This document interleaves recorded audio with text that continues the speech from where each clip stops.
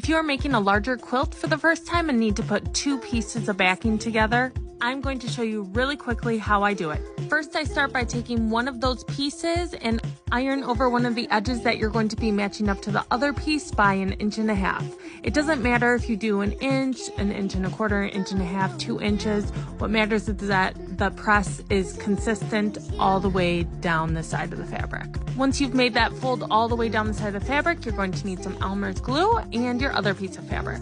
Here's where you're going to start matching up the prints. And I'll pretend that I did this on purpose, but I actually chose a really hard spot to match up.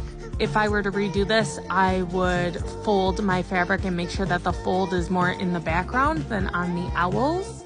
But my fold is right on the owls here, so I'm going to have to match those up all the way.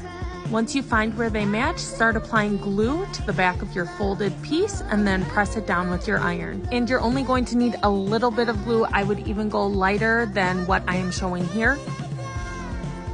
Then you put that folded fabric back down on top of the other piece and then make sure it's all lined up and then press down. It's okay to shift it a little bit if you're finding that it's not exactly where you want it to be. Just wait to press your iron on it till it is. And then you'll just keep moving all the way down that edge of your fabric, applying glue, pressing, and repeat. Once you have applied the glue to your fold and pressed all the way down that edge, you're going to want to very carefully flip over that top piece of fabric, and you should find the 2 edges of your fabric underneath here.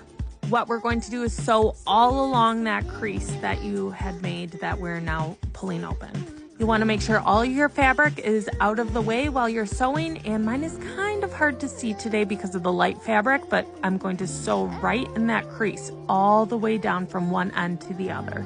Once that's sewn, you'll go ahead and trim your fabric down. I go to 1/2 inch, and I just find that seam, trim it down, and there you have it. Did you see my seam? Sorry if this hurt your eyes a little bit, but there it is. And that is how I put my backing fabric together.